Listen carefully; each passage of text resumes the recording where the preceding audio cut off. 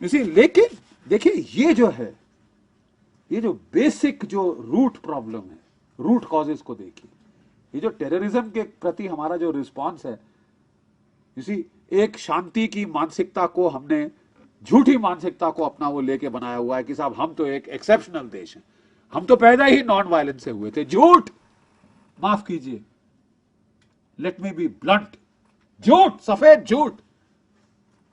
आप वायलेंस से पैदा हुए हैं। पूछिए कैसे?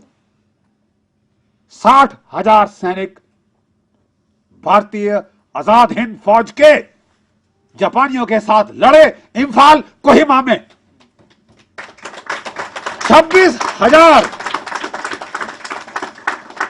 26,000 उनमें से उन्होंने अपने प्राणों की बलि चढ़ा दी।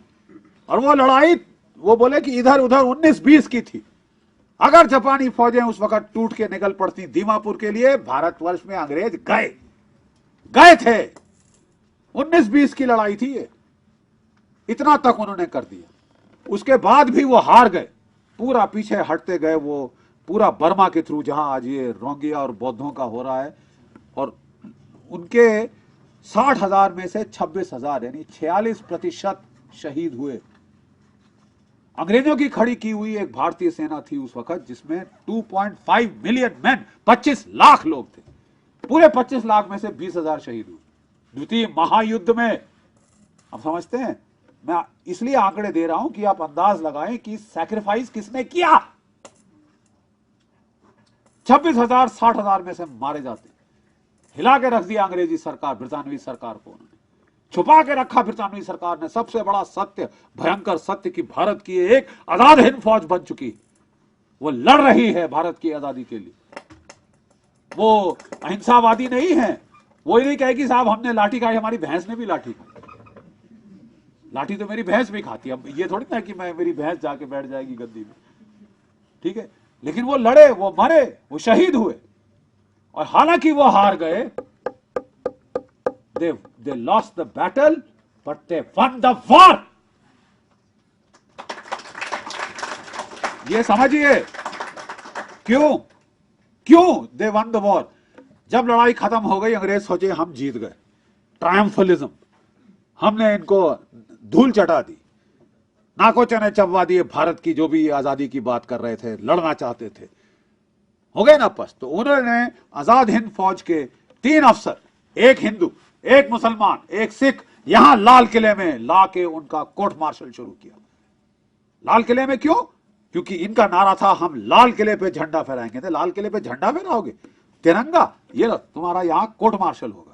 और अब उन्होंने सब दुनिया को बताना शुरू किया कि ये थी आजाद हिंद फौज, इंडियन नेशनल आर्मी, उसकी हमने ये कर दिया, वो कर दिया, युद्धबंदी बन गए, हार गए, पिट गए। पूरे देश में आक्रोश की लहर फैल गई। और आक्रोश की लहर तो फैली, वो तो अलग है। भारतीय सेना में म्यूटनी शुरू हो गई। जबलपुर के क्षेत्र में 4 यूनिटों ने म्यूटनी कर दी। इंडियन नेवी के अंदर, रॉयल इंडियन नेवी के अंदर, मुंबई के जहाजों में म्यूटनी शुरू हो गई। ये क्या मतलब है? थर्रा गए अंग्रेज। 25 लाख सशस्त्र भारतीय सैनिक डीमोबिलाइज किए जा रहे थे वर्ल्ड वॉर 2 के बाद। कोई 80 से 1000 के करीब यहां अंग्रेज सैनिक थे। बोले साहब अगर 25 लाख भारतीय सैनिक हमारे पे टूट पड़े तो हम क्या इनको रोक पाएंगे? नहीं रोक पा सकते आप। तो उन्होंने बोला साहब अच्छा है कि हम बड़े ग्रेस के साथ निकल जाएं। और ये किसने कहा है साहब? अंग्रेज प्रधानमंत्री क्लेमेंट एटली ने।